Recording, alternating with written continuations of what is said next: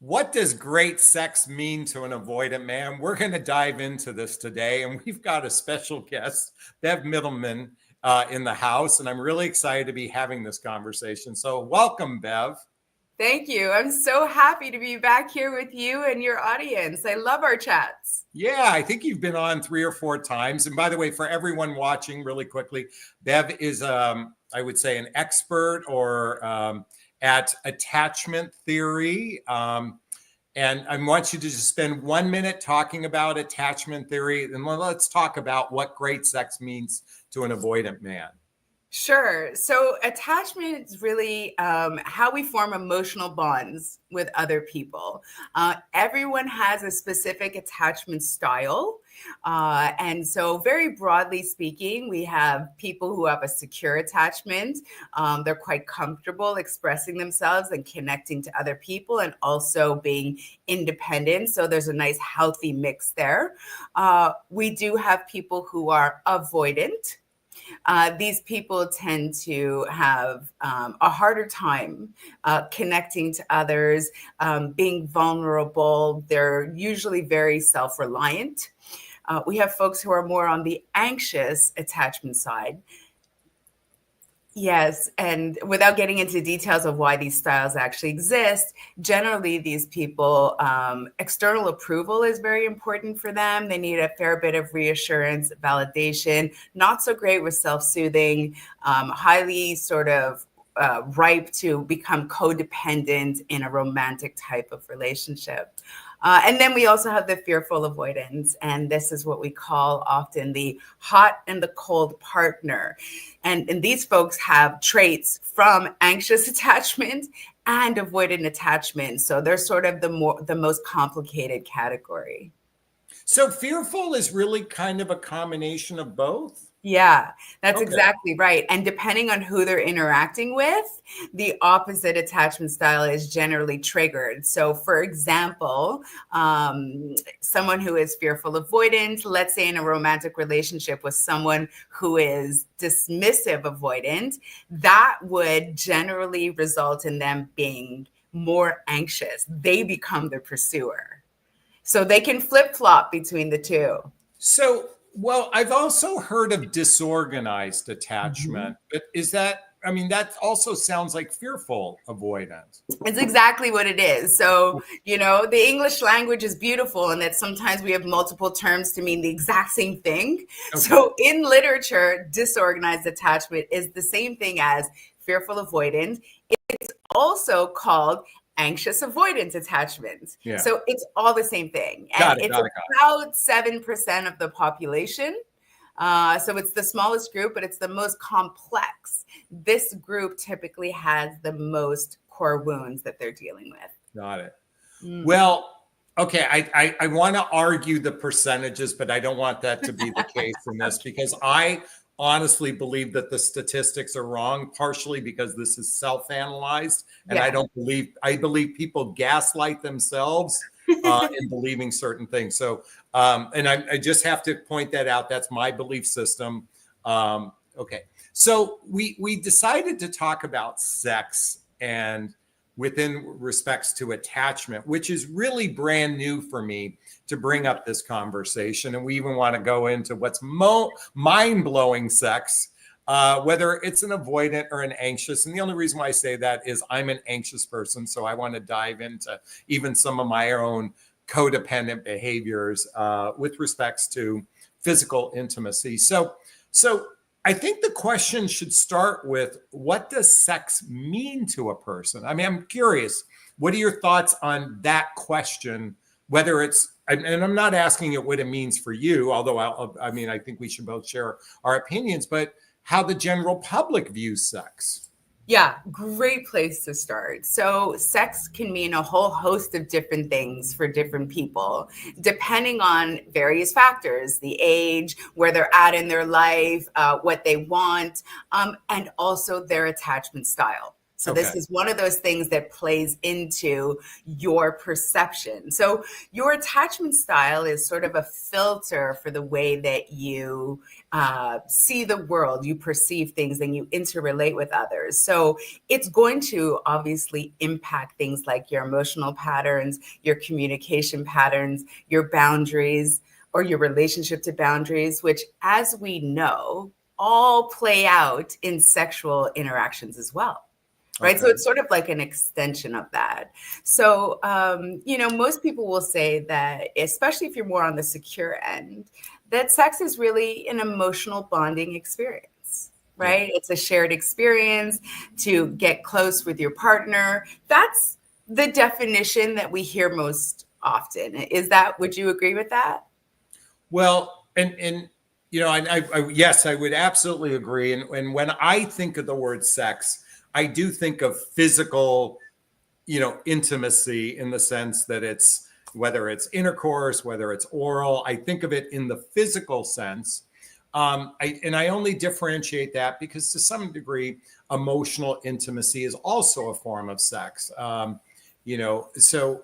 people look at intellectual intimacy as a form of sex, when I think of the word sex in this context, I'm thinking, for heterosexuals, penis inside the vagina. Okay. All right. Very.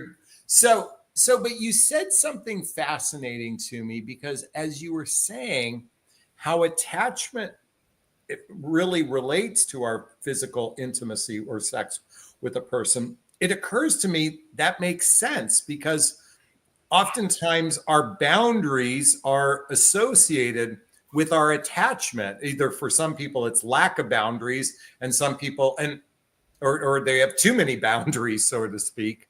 Well, actually, okay, let me ask you this question. Is the anxious person the person with limited boundaries, and the avoidant person with too many boundaries? I'm just curious. Yeah, you're absolutely right. So people who are on the anxious spectrum, they tend to put others first. Okay. We talk about self-abandonment, and in many cases, they're not even aware of their own needs. They've been conditioned to put everyone ahead of them. They're people pleasers. So what you need is much more important than what I need. And so, again, they're dealing with a core wound of, I will be abandoned. Yes. Subconsciously, they might not be aware of this. And so, they're ready to sort of bend into any which position you need so that they keep you around. The idea of losing you, especially a romantic partner, would be a huge threat to someone who's on the anxious side. So if we go, okay, how would that translate into sex? Well, it translates in many different ways. So let's talk about the anxious person. And Jonathan, you tell me if this resonates a little bit with you. Okay. Sure. So for the anxious person, again, the need for approval is very high. They're very focused on their partner, not really focused on their own pleasure. They do see sex as emotionally bonding, as a way to get closer. They tend to get at times stuck in this overthinking pattern in their head. Like, am I doing this right? Does my body look good? Are they enjoying it? Am I pleasing my partner? That sort of loop, right? So we tend to see in this group of people higher levels of performance anxiety. Okay, I can relate to that. Yeah, which is not something we would see with the avoidance, but we'll get into that. They tend to have at times a heightened libido as a way to get. I would agree with that. But as a way to get closer to their partner. So it's sort of like they feel extremely close during the intimate act of sex. So they kind of want it all the time. Not because they actually want sex, they want the feeling of closeness. Right. No, and again, since I am a self-diagnosed anxious person, I have found that when I've been physically intimate with someone that I actually genuinely care about, or I'm going to be radically honest. I've had plenty of intimate sexual encounters where I wasn't that into them, but the ones that I am, I could come this close to blurting out, I'm in love with you, on the first time having sex. I mean, it's like it almost, because I'm feeling so radically close to this person, it feels like love, or at Yes. least what I perceive love to be. So, Yes. And so this is one of the points I wanted to bring up, because the anxious folks have a very, very strong tendency to confuse sex with love. Very strong. So I'm glad you brought that up. I can speak now, and well, I'm kind of curious. Would you say that, and because I'm an anxious man, and traditionally I've always thought of women being more anxious as probably it weighs a little bit more to women. Do the way is the anxious commensurate? It doesn't matter what gender you are. So I always say that attachment theory is not gendered. Okay, right? okay. And I meant the same for avoidance too, by the way. Yeah, but there are other social factors that play into how men and women view sex, right? Like we said at the beginning. So attachment theory is one of those elements, right? So I want to talk a little bit more about some of the trends that we see in generalities for the anxious folks. Okay. So the anxious, again, you tell me if this resonates. Yeah. So the anxious, preoccupied folks are generally the most sexually compliant. Again, they will do anything that their partner asks them to do because they don't want to speak up. Their boundaries are quite poor, and they don't want to upset their partner or risk their partner leaving. And so when we talk about sexual compliance, they are more likely to engage in some activities that would be considered risky, like, for example, unprotected sex. Okay.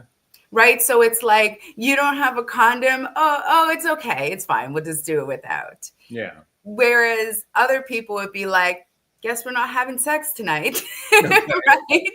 Yeah. So we do see that it's the heavy people pleasing side. Okay. Got it. And they can also use sex as a means to try to repair a relationship. So if there's distress in the relationship, they could use sex as sort of a way. And sometimes that is a little manipulative. Okay. And so we do see that pattern as well. Okay. So, well, since this title is about avoidant men, let's dive into the avoidant man. By the way, before I forget, in about 10 minutes, I want to open it up to Q&A for people, Bev. So great. So let's talk about the avoidant man and what's great sex means to an avoidant. Okay, so avoidants are a different ball of wax. Okay, they're heavily self-reliant, and their biggest threat is other people. Right, so they generally have trust in themselves, but not others. Being vulnerable is very difficult for them. Right, so these folks, when they engage in sex, it's not generally for the intent of having an emotional bonding experience. It's generally physical. Okay. It's a release, right? Okay. So all of the things surrounding, the emotional part, like, the lovey-dovey talk, the pillow talk, making breakfast the next morning, these are not generally things that an avoidant would do. You will have generally an avoidant's absolute, presence during the act. Okay. In fact, a lot of avoidants are quite performative. So I was speaking to... Are we talking about dismissive and fearful avoidance, or just dismissive avoidance? I'm so glad you mentioned that. Right now, we're talking just about dismissive avoidance. Oh, okay. Because I'm curious to also know about fearful avoidance too. And they are a little different. So I'm really glad that you delineated, right? Okay. So the dismissive avoidance, they're really focused on the act. And in a way, how can we do this so that I don't have to be vulnerable? Right. And so we see this play out in a lot of interesting ways. Their boundaries are pretty fixed. They'll Yeah. tell you up front, I'll do this, I won't do this, don't cross my boundary. And we know that avoidants are generally very good because they're sort of protecting that armor around Okay. them. When I was talking about that they can actually be quite performative, I've spoken to many anxious people that talk about their sexual experiences with a dismissive avoidant, and they talk about it like it is the best sex they've ever had. The And anxious person says that. yes, and that's because someone who's dismissive avoidant is very good at compartmentalizing. They could give you the experience of a lifetime, and then when it's done, it's done. Okay. Like, so they're quite performative, and for them, what it is it's an exchange. It's a fair exchange of dopamine. Okay. I'm going to do this for you and make you feel really good, and you're going to do this for me and make me feel really good, and it's fair and it's even, right? Okay. It's about the physical release. Okay. Okay. Yeah, but I have to, and I want to get to the fearful avoidant in a second. But we men also have an ego. Since we're talking about avoidant men, I wonder if that mutual exchange is really more. You know what? My ego wants to make sure you got off, so because it makes me seem like a god, if you will, if I'm able to give you physical pleasure. Is there? Yes, that Okay. could be part of it. Okay. It can also be that I think we're talking about avoidants are very good at getting their needs met. Okay. Whereas anxious people less so, right? They're less aware of their own needs. But dismissive avoidants know these are my needs and this is what I need. And so if I give my partner XYZ and it's the time of her life, she will come back. And so I'll get my needs met again. Okay. So it's a strategy, right? It's sort of like, and it really depends, right? There's variance within these categories. Some people are manipulative and some aren't. Yeah, but if we're looking, since traditionally avoidants attract anxious people, and the anxious person wants to be the people pleaser, will bend over backwards. I mean, it kind of, literally, yeah. Already picking the partner that's going to, literally, I don't want to say become a doormat because that's not, but to some degree, there's an element of that. Yeah. So that works very well for the avoidance, right? Because if the avoidance says something like, I only have 2 hours, I have to sleep early tomorrow, generally the anxious person will go, okay, that's fine. I don't need to sleep over. Right. Okay. Even if they want to sleep over and have that emotional experience, they're likely not going to assert that need. Well, an anxious person oftentimes is more accommodating, more always, and to some degree, and I can speak for myself, we're always trying to prove ourselves to the anxious, particularly the dismissive avoidant. Okay, let's talk about fearful avoidance and sex. Okay, hold on, because we're not done with the dismissive avoidant. There's so much more to say. We got more. We got more. Okay, so the dismissive avoidant. So this is not going to surprise you. The dismissive avoidant generally really likes a situation by which there's a no strings attached type of scenario involving sex. Oh. Yeah. So we know that those who are far along on the dismissive avoidant side, that they're very open, accepting of casual sex arrangements. They typically have more partners. No strings attached is something that works really well for them. Okay, is it because they're detached? Yeah. Okay, got it. And because it's a physical act, right? So they don't really want to get emotionally bonded to someone because then they feel too vulnerable. So they're very good at compartmentalizing and keeping, like, they're not the ones who are confusing sex with love. Okay. Sex is sex. Love is a whole other thing, right? And what we do find too is that sometimes those that are highly avoidant, again, highly self-reliant, Yeah. they may choose to just go at it alone, like masturbation, pornography. Right. This works really well for them, right? So we Okay. call this solo sex. It's easier for them. They don't have to engage with anyone else. They don't have to worry about someone else's comfort or their feelings or their emotions. And so we see that oftentimes this is the preferred route as well. Interesting. Isn't Okay. it? Isn't it? Yeah. Well, I mean, I have a reaction to that just because on some level we have such a population of singles anyway. In other words, we probably have more people who are single than Mhm. coupled, at least here in the United States. So to some degree, there's a lot of just single people, whether they're anxious, avoidant, or secure. They're experiencing solo sex anyway. So I was just having a thought Yeah. around But that. what I'm referencing is that an Yes. avoidant who's in a long-term relationship, because avoidants do get into relationships, Oh, it'll no doubt. take No them a doubt. long time to Yeah. sort of build that trust. But even if they do have a partnership, they may opt for solo sex over partnered sex, even if Got it's it. available to them, Got it. especially if there's emotional distress in the relationship. So if there's emotional distress in the relationship, the anxious partner will want to use sex to bond and get closer, and the avoidant partner will shut down the sexual desire and move towards more of a solo pattern. Got it. Okay. Interesting, right? Yeah.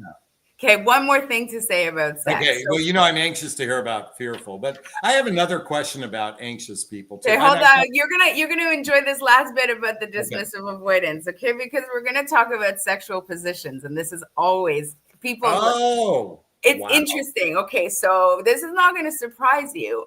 If the avoidant is wanting to keep, emotional vulnerabilities sort of at bay, right? Oh, I already know what you're going to say. Of course. I mean, so yes, I'm setting it up, right? So, in the wonderful world of sex, there are so many different ways in which you can connect with your partner. And some of them are really, really intimate, where you're face to face and you're Yeah. staring at each other's eyes and it's very lovey dovey. And this is not where the avoidance usually fall. They have an absolute preference for physical acts whereby you are not face to face. Okay. So if you have ever had a partner, I see our comment section is going off. I can Yeah. see this now.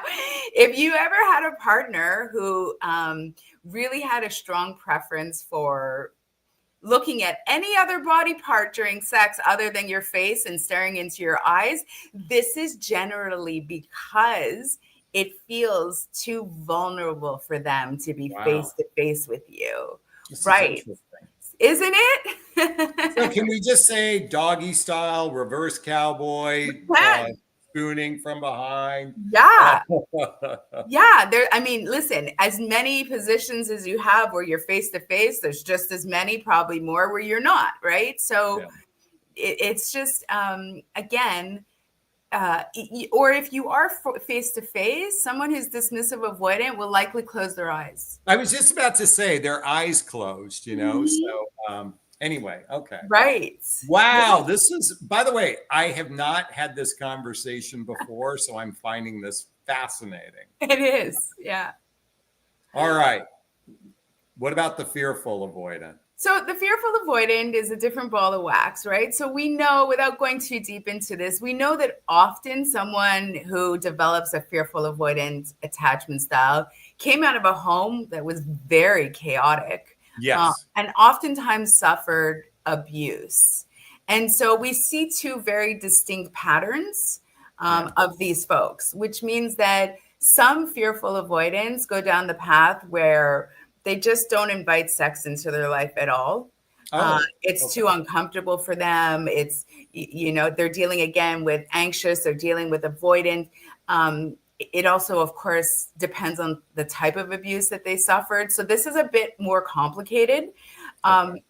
The other subset of people, we have seen this as well, is they go on the completely other end of the spectrum, and these folks become hypersexual, which Oh, means that they learned that this was their way to connect with people okay. without getting too vulnerable. So, I'm really craving that connection, but I'm afraid of intimacy. So I'll have lots of sex with lots of different people. I feel connected, but I'm not really overly connected with one person.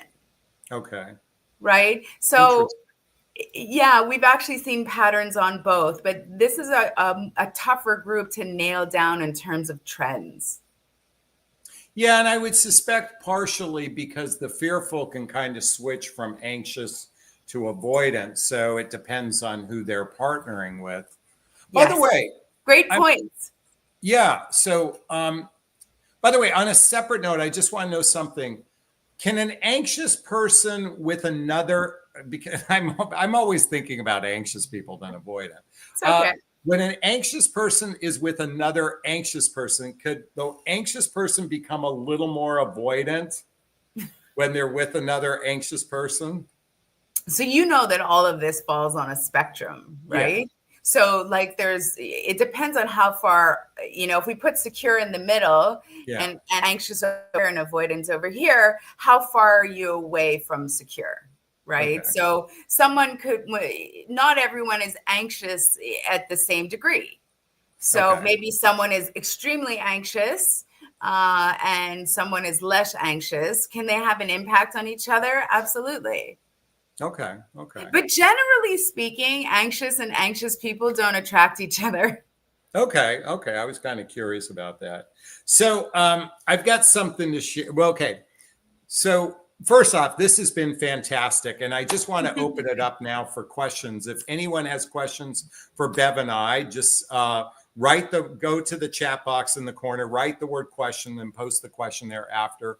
Or you can purchase a super sticker, super chat. All the monies from the super sticker, super chat goes to a scholarship fund in the name of my son, Connor Asley. That's a picture of him right there behind us. He's my son who passed away over 6 years ago. In his honor, we donate to causes like the Hoffman Process Insight Institute, just to name a few. And our goal tonight is $50 for everyone who's on right now. So if you ask a question, you can certainly donate as well. Bev, are you still there? I'm still here, but I think my screen is Yeah, frozen. I was just about to kick you out and have you jump back in. Is Do that you want to okay? do that? Do you want to kick me out? I'm Yeah, still kick you here. out and jump back in. Okay. Okay, perfect. While Bev is jumping back on again, if you have a question, write the word question, then post the question thereafter, or you can purchase a super sticker, super chat. As I said, there's a little dollar sign in the chat box. All of the monies from the super sticker, super chat goes to a scholarship fund in the name of my son, Connor Asley. Okay, Bev is back. Okay. Hi. If Okay, that this happens is again, we'll just kick you out again. So, good. before I forget, I have something to share with you regarding when an anxious person meets a potential secure person. But I see we have questions, so I want to talk about that. So, Karen wants to know, and I think she's talking about avoidance. What happens when they actually do fall in love? Can an avoidant fall in love? They can. Absolutely. So these attachment styles will get, or the fears underlying these styles will Yeah. get triggered the most when someone feels that they are getting connected, bonded, right? So it's going to be a bit of a rocky road if you're falling in love with someone who is avoidant. Okay. You will see that there'll be moments of pushback, moments where their fears come up and they may step away. They absolutely can fall in love. Generally, they're searching for partners who are emotionally calm, who they really hate conflict. And so, they don't like a lot of emotional volatility. They really do well in partnerships with people who understand that they need a fair amount of space. So if they find all that in a partner, they absolutely can fall in love. Yeah. Okay, great.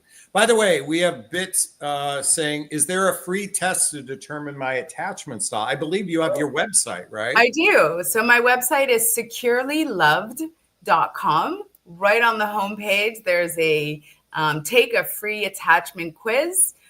It's free. the answers do not go to me. They go directly to you for confidentiality. And that's a great place to get started to see, where do I fall? Okay, and I will post a link as soon as this video is done for Bev's website, so you can click there.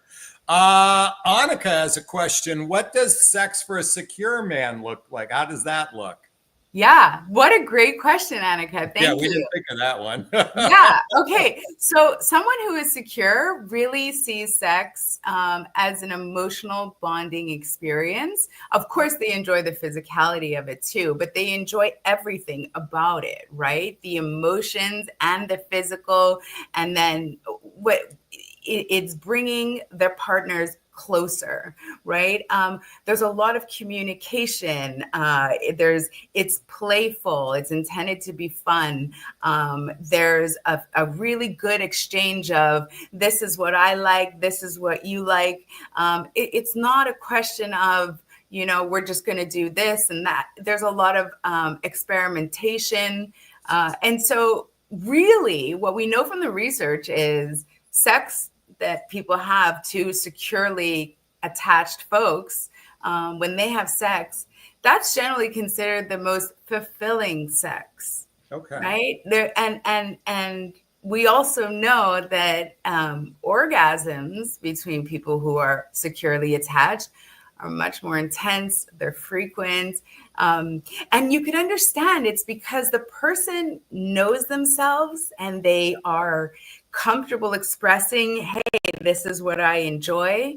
Whereas someone who is anxious, preoccupied, really might not even understand their own needs, let alone say, hey, this is what I like. Yeah. In fact, that group has the hardest time enjoying orgasms because they have a really hard time getting out of their head and just into the moment, right? Because an orgasm is a physical thing, right? So to just get into the moment and enjoy that, they're just too busy in their head, so they can't actually get to that moment of true presence and to enjoy the act. So yeah, what we're talking about secure sex is where, my needs are being met, your needs are being met, we're having fun together. It's playful, it's joyful. To me, secure people tend to be, they have the capacity to be vulnerable, authentic, transparent about their emotions and their feelings with the partner. That's the way I perceive a secure person. So when you're having, physical intimacy with someone and you're not afraid to either share what your preferences are, what your kink, if you will, even your fetishes, that sort of thing. When two people are capable of talking about physical intimacy without it being taboo or being afraid that you're going to get rejected or you're going to get abandoned, when you can step into conversations that it's traditionally like we don't talk about it.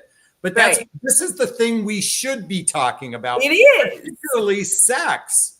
Because you and I were talking before the broadcast, I'm like, look, with your best friends, your family, your coworkers, the difference between a romantic relationship is the sex. Yes. So I think it's important to talk about this. So I've got something to share with you. You might get a kick out of this. This is outside of the realm of sex. Okay. Okay. So I want to read you. Oh, by the way, Annika gave us a $5 super sticker. Thank you for the love. We appreciate that. Catherine says, Bev is the bomb with all this valuable information. It's always a joy of a guest. Thank you for sharing your time with us. So, all right. So I'm a recovering anxious attachment, meaning I'm hyper aware of my fears and my insecurities surrounding romantic relationships. So most everybody knows, if they've watched a couple videos and you and I spoke, is I began seeing somebody.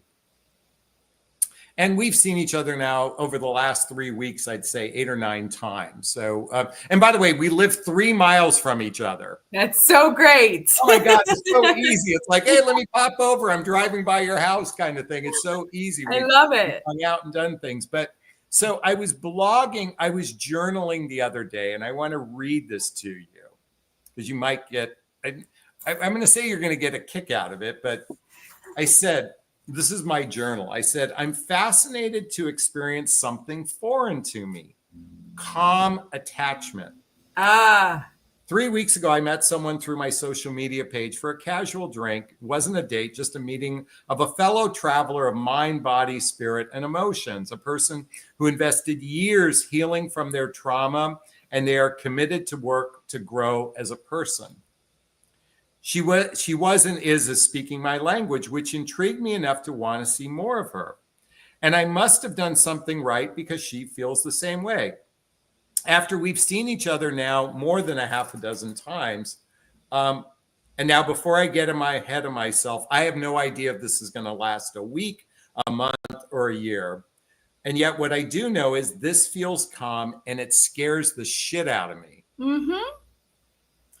I said, you see, love has always felt anxious for me my whole life. As an anxious attacher, I've always chosen an avoidant, and Right. love has felt like longing and chasing affection. My people-pleasing, insecure side would be driving the bus, always fearful the shoe would drop, which it always has, whether it was trying to get the love from my mom or choosing a woman who was not that into me, convincing them to love me. Insecure love feels normal. Calm feels so foreign. And I feel like I feel like running away. This would be a whole lot easier if I was chasing sex, but that's not the driving force in this dynamic. Right. What surprises me is how kind, caring, thoughtful, open, easygoing, and calm this person is. And I don't have to chase. That's not to say I'm not making effort. It's just the effort on my part is so well received, acknowledged, and appreciated. I don't feel the need to do something over the top. Look, I know it's only been a few weeks and a handful of dates, and yet I sense that we're on a journey together, not knowing how long, to experience what secure care might look like. A part of me is saying, look, idiot, you've got what you've always wanted. And yet at the same time, that's the rub. Love.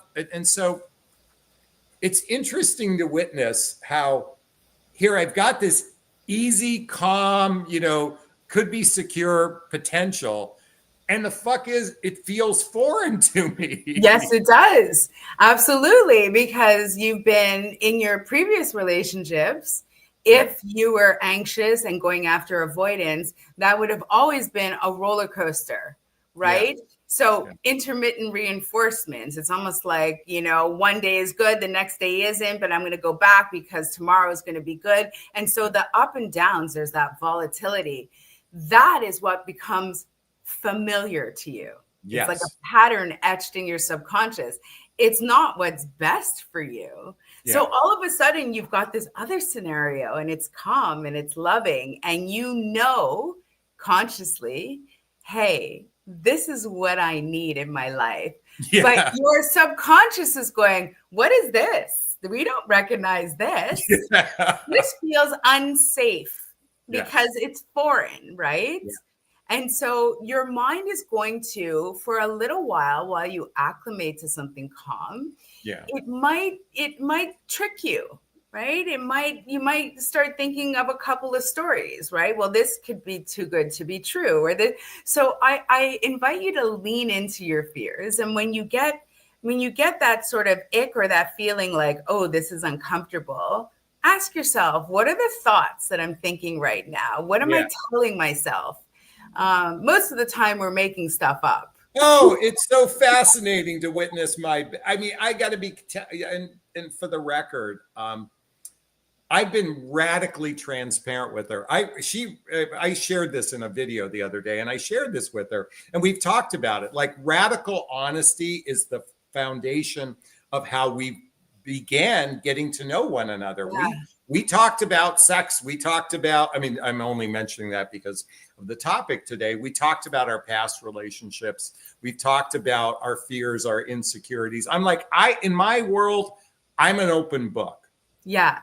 And it was fascinating to me even today because we have a different lifestyle. I'm a morning person and she's a night owl. So it's kind of interesting because I messaged her this morning and I didn't hear back for like 5 hours. And it's interesting how all of a sudden I started to climb the walls, you know, and I'm like, oh my God, she abandoned me, this and that. She rejected me. And she wrote me the sweetest message when she saw it, you know. And When she so, woke up. yeah, exactly. And part of it was, in all fairness to her, she said she had a big work project and she stayed up till 4 a.m. finishing a work project. And so she slept in. Yeah. But so my point is I know a lot of people can relate to what I'm operating and experiencing.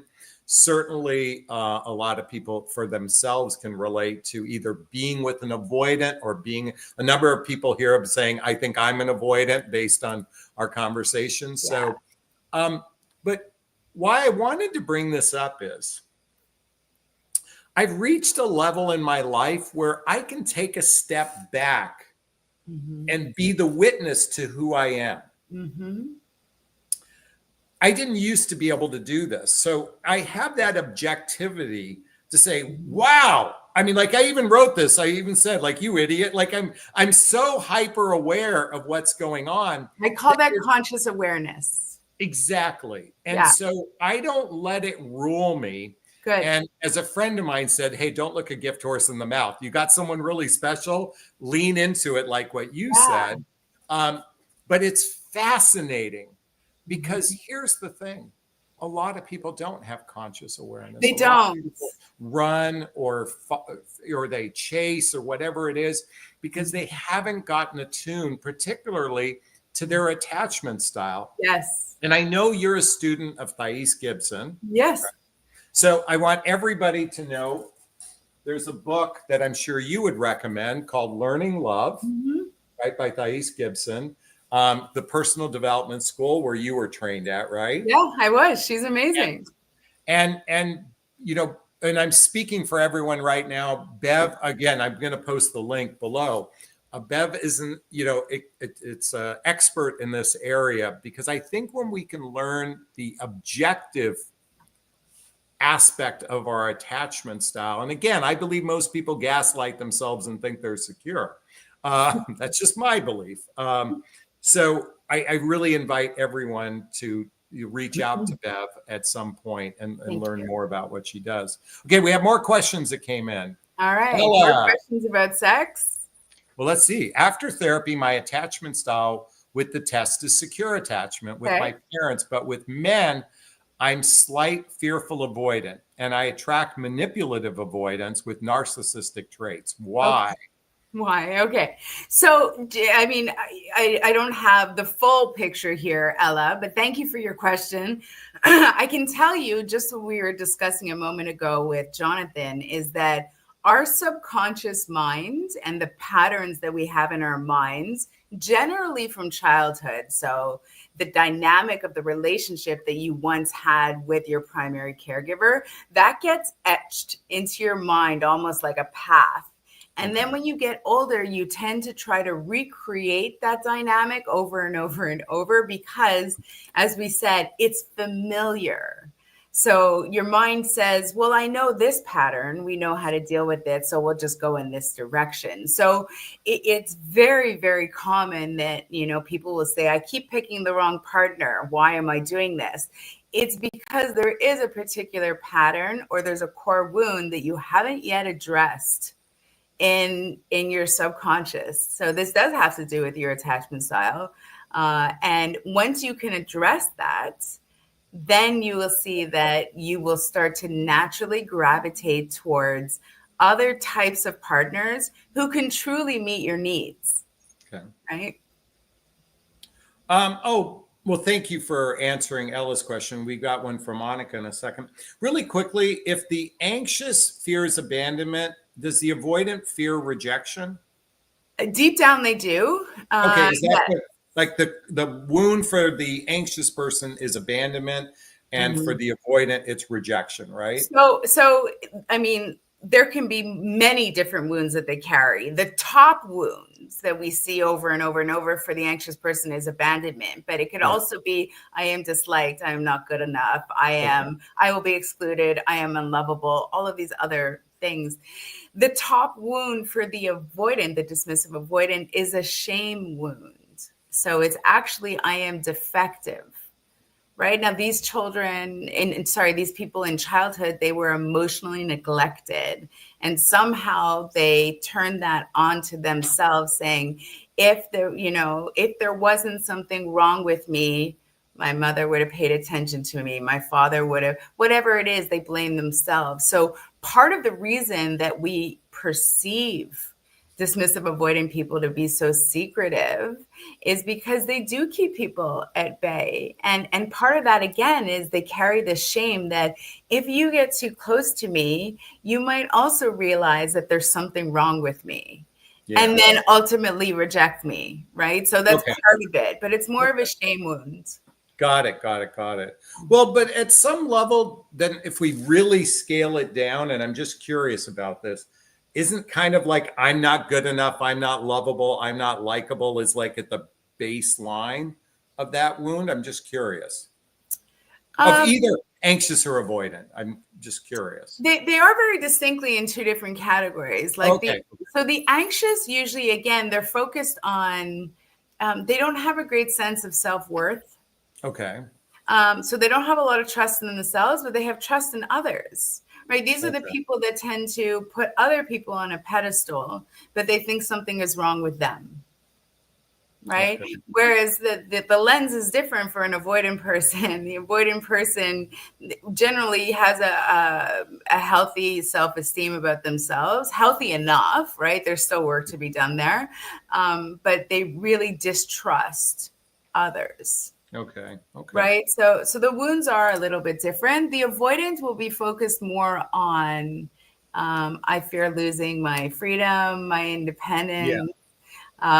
Like an avoidant person is never going to fear being excluded. An avoidant person is like, thank God, exclude me. Okay. I didn't want to go either. Well, right? Is that counter dependence then?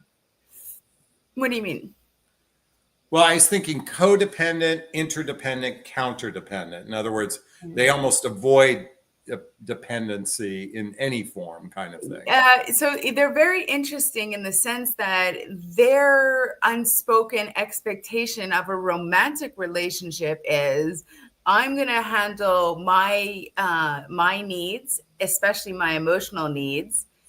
You're going to handle your needs, okay, yeah. Especially your emotional needs, and your emotional problems are not going to become mine.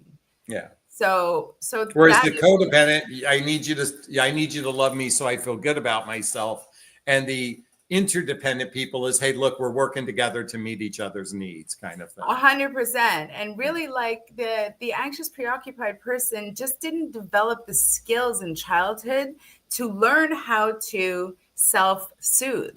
Yeah. And so they really do need to have their partner provide that reassurance, that validation, that for them to feel good, because they haven't learned how to give it to themselves. Got it. By the way, we have a question from Annika. I want to get to it. How do we communicate with someone new about sex we might think is an avoidant, dismissive, or a fearful before we get intimate? Ooh, what a great question. I wouldn't know how to answer this. I'm curious to hear what you're going to say. Well, so, I think that there's, and Annika, maybe you can give us more information, because I sense that there's an underlying question, right? So how do we communicate about sex? What is it that you want to know? Are you concerned? Okay.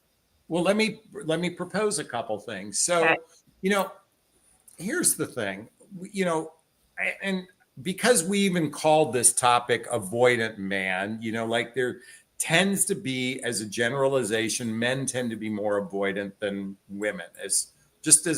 I don't know if that's an absolute statistic, but I just observed that, or at least most women who follow my channel feel like they've experienced more avoidant men. So I think she's coming at it, how do I bring up a conversation about sex to someone who most likely is an avoidant, fearful, or dismissive? Like, how do we start the conversation to talk about sex in the dating process? I'm just speculating here. Yeah. So I am a big fan of direct, authentic communication. Yeah. And so I would probably say, I'm really curious. what does sex mean to you? Oh, that's a great way to start. What does sex mean to you? What does it mean to you? And from there, you'll get a good sense, right? They'll either talk about the physicality of it, or they'll talk about the emotional component and the bonding, or you'll get it. Their answer should give you enough to chew on, depending on where that goes. But if you ask the question, be willing and ready to also respond to the question, right? So if, for example, sex is something that you would only do within the context of a relationship, and you need that emotional bonding, and this person says to you, sex is just a lot of fun. Like, it's just, it's something I do physically, and that's not a match for you, honor that. Yeah. By the way, it turns out I was correct. And Annika says that was exactly what she was curious about. Okay, great. Okay, good. So yeah, go with, what does sex mean to you? And leave it nice and open-ended and see what comes of it. Oh, here's an interesting question. And by the way, thank you for that response. Antoinette says, avoidants seem to prefer situationships and friends with benefits. Mm-hmm. Question, can avoidant fall in love with their friend with benefit? And what does that entail? I mean, anything can happen. Is it likely? No. Yeah. I mean, like, anything can happen, right? We see this in movies, and we see, like, generally, the reason that someone would engage in that type of situationship or friends with benefit that has very strong boundaries, right? Because these, you've probably negotiated boundaries where you have sex maybe once a week, but there's no sleepovers, or there's no breakfast in the morning, there's no pillow talk, whatever it is. Usually the avoidant has put in some pretty strong boundaries to make sure that you're not getting too emotionally close. Yeah. So is he going to fall in love? Probably not. And so I'm not. So, I say to people, if you want to have a situationship because that's what meets your needs in the moment, great. Yeah. But don't do it with the hope that this person is going to fall madly in love with you, because I'm not a betting woman, but I wouldn't bet on that one. Yeah. So I want to share my take on this, because it doesn't matter if it's an anxious avoidant or an avoidant person. I think when a person pushes more for a friends with benefits or a situationship, the bottom line is they're just not that into you. I mean, I'm sorry. They might like the physical pleasure that they might experience, but they certainly don't perceive any potential relationship with this person. Hence why it's called friends with benefits. It's, I just want sex with you. I want to be nice with each other, but I literally want you to leave when we're done, kind of thing. Yeah. And I don't want you to rely on me. I want to make sure, like, you're never going to meet my family. You're never going to be integrated into my life. Like, this is just casual. And, no, we have to differentiate. Okay. And I want to interrupt for a second. Casual. So a friend with benefits in a situationship, yet while they're casual, there is a distinct type of relationship today called casual relationship, which oftentimes includes monogamy, monogamy, and even exclusivity. In other words, but it still lacks any significant commitment for anything in the future. I would venture to say today, casual relationships outnumber serious relationships, because casual is companionship, connection, and sex without any real direction. So I think in her question, I think she might be curious to go, well, can a casual relationship turn into something more significant? And this is a flip of a coin from what I've observed. I don't know how you feel about that, but that's just my observation.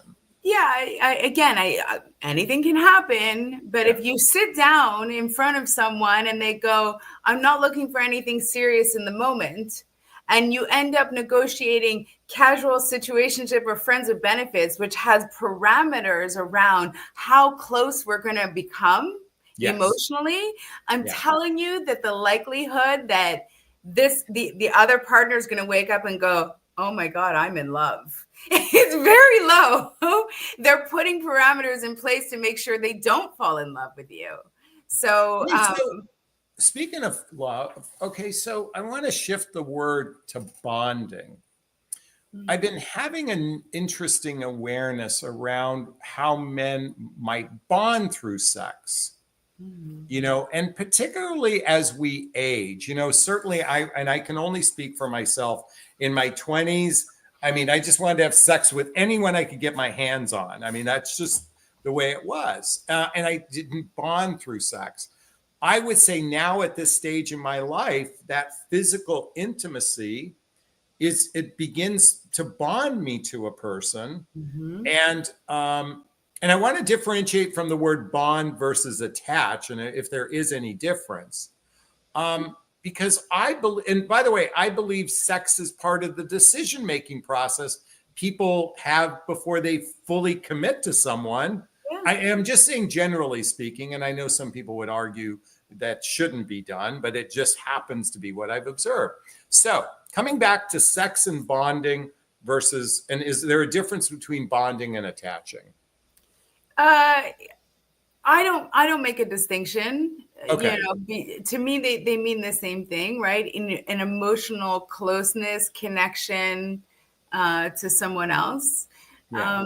But yeah, there are certain ways that we bond, right? So dismissive avoidance specifically will enjoy, again, sex whereby their vulnerability is not forced on them, but something that's very pair bonding Okay. is when sex is sort of like fun, but not like, I'm going to use the word competitive way, but not competitive in a bad way, but like almost like an experience together. So we say that when you're dating, like Yeah. go out and do things together, go play mini golf, go karting, go, because those shared experiences is Yes. what bonds people together. Okay. So sex, actually, if you're trying new things or that is very bonding.